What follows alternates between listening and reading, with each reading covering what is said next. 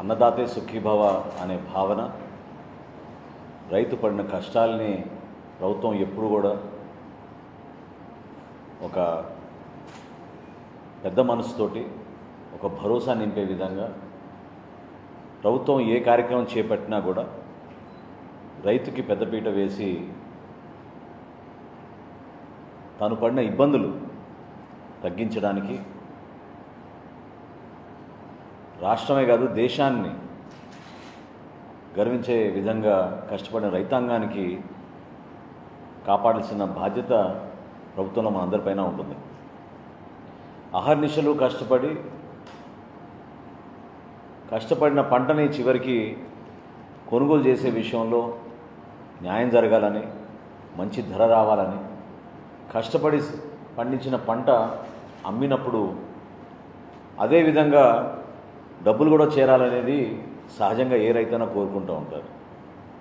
అటువంటిది గత 5 సంవత్సరాల్లో వైఎస్ఆర్సీపీ పాలనలో ఎంత దుర్మార్గంగా రైతుల్ని ఇబ్బంది పెట్టారో మీ అందరూ కూడా చూశారు.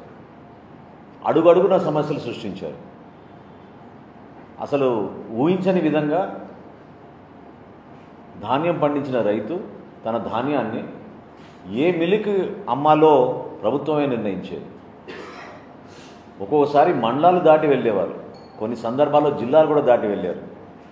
70 కిలోమీటర్లు 60 కిలోమీటర్లు కష్టపడి పండించిన ధాన్యాన్ని ఒక పక్క వర్షం వస్తుందన్న ఆందోళన, ఆ సందర్భాల్లో వేరే ప్రాంతాలకు వెళ్ళి తెలియని వ్యక్తుల దగ్గర 5-6 రోజులు పడిగాపులు కాసి లారీల కింద పాపం నిద్రపోయి చివరికి అక్కడ కూడా మోసం చేసి తేమ శాతం ఎక్కువ ఉందని తరుగు చూపించి పేటీఎం ద్వారా చేతిలో డబ్బులు లేవంటే పేటీఎం ద్వారా బలవంతంగా డబ్బులు కట్టించుకొని ఎన్ని మోసాలు చేశారో మనం చూసాం. ఈరోజు నిజంగా ఒక గర్వకారమైన రోజు. ఒక మైలురాయి చేరాం, ఒక హిస్టారికల్ మైలురాయి. I feel very proud. నిజంగా ఈ రోజున రాష్ట్ర ముఖ్యమంత్రి చంద్రబాబు నాయుడు గారి నాయకత్వంలో, మన ఉప ముఖ్యమంత్రి గారు పవన్ కళ్యాణ్ గారి ప్రోత్సాహంతో ధాన్యం కొనుగోలు విషయంలో మా కూటమి ప్రభుత్వం ఈ రోజున అద్భుతంగా ఈ కార్యక్రమాన్ని ఖరీఫ్ మాసంలో ముందుకు తీసుకొచ్చాం. ఈరోజు ఉదయం రాష్ట్ర వ్యాప్తంగా మేము కొనుగోలు చేసిన ధాన్యం 8,003 కోట్ల రూపాయలకి చేరింది. గతంలో ఎప్పుడు కూడా ఆంధ్రప్రదేశ్లో ఈ స్థాయిలో కొనుగోలు జరగలేదు. 8,003 కోట్ల రూపాయలు, 22 లక్షల రూపాయలు. ఈరోజు ఉదయానికి మేము ఆ మైలురాయి చేరినప్పుడు చాలా అద్భుతంగా జరిగిన ఈ కార్యక్రమం మీ అందరికీ తెలియపరచాల్సిన బాధ్యత ప్రభుత్వం నుంచి మా పైన ఉంటుంది. ఎందుకంటే రకరకాలుగా దుష్ప్రచారాలు చేశారు, అనుమానాలు సృష్టించారు. అసలు నిజంగానే ప్రభుత్వం కొనుగోలు చేస్తే డబ్బులు వాళ్ళకి అకౌంట్లో వేస్తారా అని కావాలని కొన్ని సమస్యలు తీసుకొచ్చారు. కల్లాల దగ్గరనే రైతులు వాపోతున్నారని, సరుకులు కొనేవారే లేరని, క్షేత్రస్థాయిలో ఏదో అపోహలు సృష్టిస్తే ఈ వ్యవస్థకి చెడ్డ పేరు తీసుకొచ్చే విధంగా ఒక దుర్మార్గమైన ప్రచారం చేశారు. 34,78,445 మెట్రిక్ టన్నులు ధాన్యం ఈ రోజుకి మేము కొనుగోలు చేశాం. 8,003 కోట్ల రూపాయల 22 లక్షల రూపాయలు విలువ చేసే ధాన్యాన్ని రైతులందరికీ కూడా మనస్ఫూర్తిగా వాళ్ళకి నమస్కరించుకుంటూ 24 గంటల లోపే వాళ్ళ ఖాతాలోకి జమ చేశాం. ఇది మా కూటమి ప్రభుత్వం యొక్క చిత్తశుద్ధి.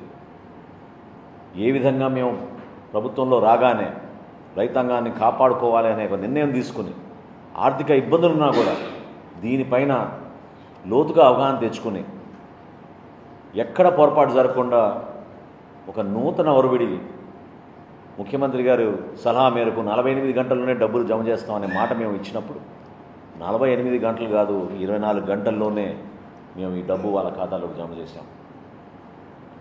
చిన్న ఉదాహరణ చెప్తా, 2-3 ఉదాహరణలు. గుంటూరు జిల్లా గత సంవత్సరం వైఎస్ఆర్సీపీ ప్రభుత్వంలో మన గుంటూరు జిల్లాలో కొనుగోలు చేసింది 4,730 మెట్రిక్ టన్నులు. కేవలం 4,730 మెట్రిక్ టన్నులు కొనుగోలు చేశారు. అదే మన కూటమి ప్రభుత్వం 40,009 మెట్రిక్ టన్నులు కొనుగోలు చేశాం. అంటే 746% గత ప్రభుత్వం గత సంవత్సరంతో పోలిస్తే మనం ధాన్యం కొనుగోలు చేశాం. బాపట్ల జిల్లాలో గత సంవత్సరం వాళ్ళు కొనుగోలు చేసింది 29,164 లక్షల మెట్రిక్ టన్నులు. అదే మనం కొనుగోలు చేసింది 91,758 మెట్రిక్ టన్నులు. అంటే 215% గత సంవత్సరం కన్నా అదనంగా మనం కొనుగోలు చేశాం. ఇంకా పల్నాడులో అయితే చెప్పవసరం లేదు, వాళ్ళు కొనుగోలు చేసింది కేవలం 67 మెట్రిక్ టన్నులు. మనం కొనుగోలు చేసింది 13,572 మెట్రిక్ టన్నులు. అంటే ఎంత తేడా, ఎంత వ్యత్యాసం ఉందో చూడండి. 20,000% తేడా ఉంది వాళ్ళకి మనకి.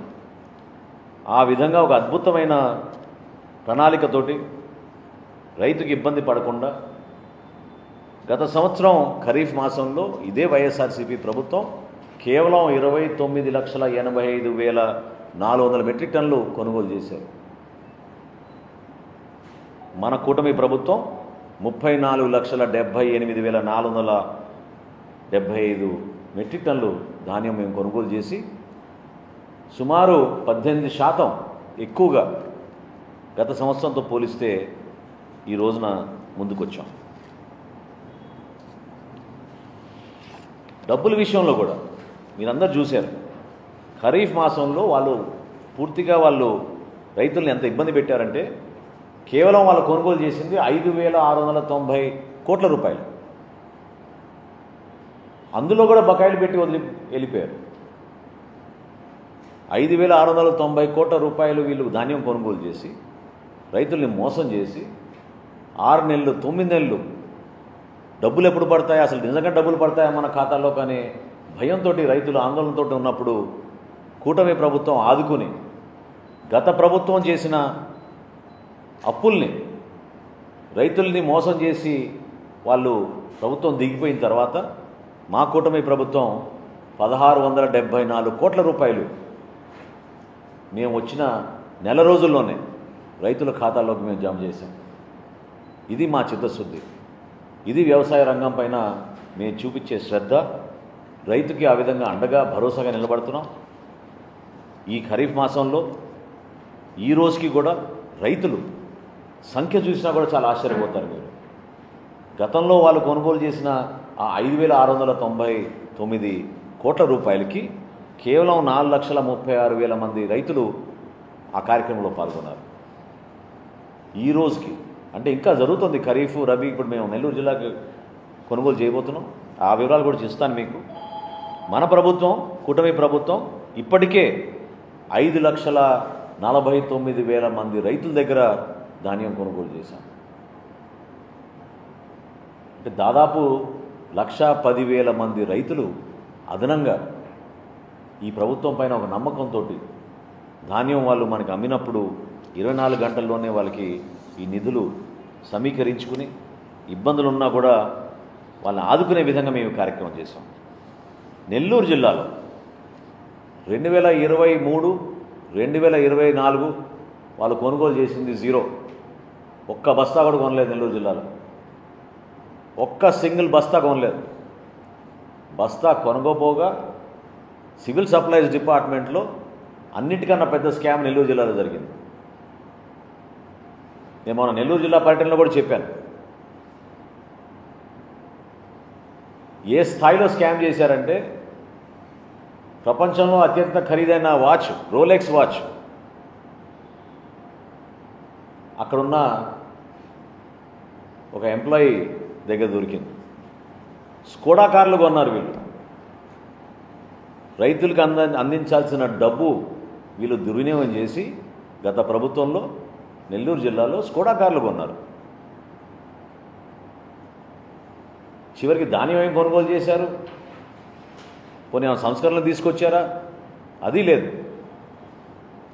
స్కామ్ బయటకు వచ్చిన తర్వాత కోవిడ్ సమయంలో వీళ్ళు స్కామ్ చేశారు. దాని తర్వాత 2 సంవత్సరాలు కూడా ఒక్క బస్తా కూడా కొనలేదు. మిల్లర్లు ఇబ్బంది పెట్టారు, దొంగ కేసులు పెట్టారు, మిల్లర్లకి పేమెంట్లు ఇవ్వలేదు. కూటమి ప్రభుత్వం అధికారంలోకి వచ్చిన తర్వాత మేము దాదాపు 400 కోట్ల రూపాయలు మిల్లర్లకు పేమెంట్లు ఇచ్చాం.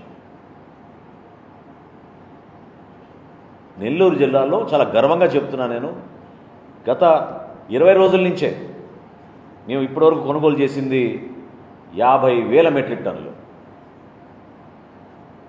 50,000 మెట్రిక్ టన్నులు 300 ధాన్యం కొనుగోలు కేంద్రాలు ఏర్పాటు చేసి గౌరవ మంత్రివర్యులు ఆనం రామనారాయణ రెడ్డి గారు, అదేవిధంగా గౌరవ మంత్రివర్యులు నారాయణ గారి సమక్షంలో జిల్లా అధికారులు ఎమ్మెల్యేలతోటి సమీక్షా సమావేశాలు ఇప్పటివరకు 3 సార్లు నిర్వహించి ప్రతి గింజ కొనే విధంగా పౌర సరఫరాల శాఖ నుంచి, రాష్ట్ర ప్రభుత్వం నుంచి మేము సిద్ధంగా ఉన్నాం. ఒక నమ్మకం రైతుల్లో తీసుకొచ్చాం.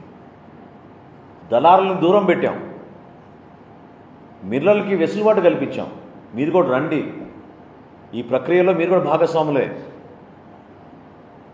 గతంలో మీరు అందించిన బ్యాంక్ గ్యారంటీకి డబుల్గా, అంటే 1:2 వెసులుబాటు కల్పించి మిల్లర్లకు కూడా ధాన్యం కొనుగోలు విషయంలో వాళ్ళు కూడా వెసులుబాటు కల్పించాం.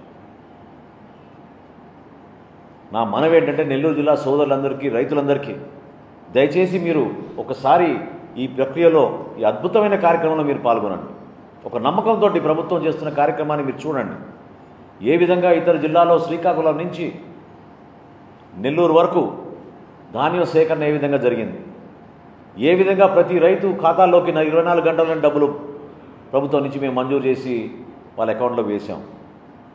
8,003 కోట్ల రూపాయలు ఈ రోజుకి ఒక గొప్ప చరిత్ర నిలబడే విధంగా ఒక మైలురాయి దాటాం. ఎక్కడ కూడా తగ్గకుండా ధాన్యం సేకరణ విషయంలో ఖరీఫ్ మాసం పూర్తవుతున్న సందర్భంలో రాబోయే రబీకి కూడా సిద్ధమవుతున్నాం. ఇవన్నీ కూడా సమాజానికి ఉపయోగపడే విధంగా తీర్చిదిద్దుతున్నాం వ్యవస్థను. ఎవరు కూడా గతంలో ఊహించలేదు, చేయలేదు. వచ్చే కొత్త విద్యా సంవత్సరం నుంచి ప్రతి పాఠశాలలో కూడా, ప్రభుత్వ పాఠశాలలో మిడ్ డే మీల్ స్కీమ్లో సన్నబియ్యం అందించబోతున్నాం మొట్టమొదటిసారి. ఇది మన బిడ్డలకి, తల్లిదండ్రులకి ఒక అద్భుతమైన కానుకగా ప్రతి పాఠశాలలో కూడా లోకేష్ గారు ఒక కసరత్తు చేస్తున్నారు. ఆ వ్యవస్థలో ఒక మార్పు తీసుకొచ్చే విధంగా రాష్ట్రంలో సివిల్ సప్లైస్ డిపార్ట్మెంట్ నుంచి మేము చేస్తున్న ఈ కార్యక్రమాలు ప్రజలకి అంకిత భావంతో చేస్తున్నాం. అందులో మీరందరూ కూడా భాగస్వాములు అవ్వాలని ఈ సందర్భంగా రైతు సోదరులందరినీ, ప్రత్యేకంగా నెల్లూరు జిల్లా నుంచి నేను కోరేది, దయచేసి మీరు దళారులను ప్రోత్సహించబాకండి. మిల్లర్లు ఏమన్నా పొరపాటు చేస్తే స్థానికంగా ఉన్న కలెక్టర్ గారికి, జాయింట్ కలెక్టర్ గారి దృష్టికి తీసుకురండి. తప్పకుండా చర్యలు తీసుకుంటాం. మీకు భరోసా ఇస్తున్నాం, నమ్మకం ఇస్తున్నాం. మీకు కనీస మద్దతు ధరతోటి, తేమ శాతంలో మీకు ఇబ్బంది లేకుండా, గోతాల విషయంలో మీకు ఇబ్బంది లేకుండా, ట్రాన్స్పోర్ట్ విషయంలో మీకు ఇబ్బంది లేకుండా కొనుగోలు చేసే బాధ్యత రాష్ట్ర ప్రభుత్వం తీసుకుంటుంది.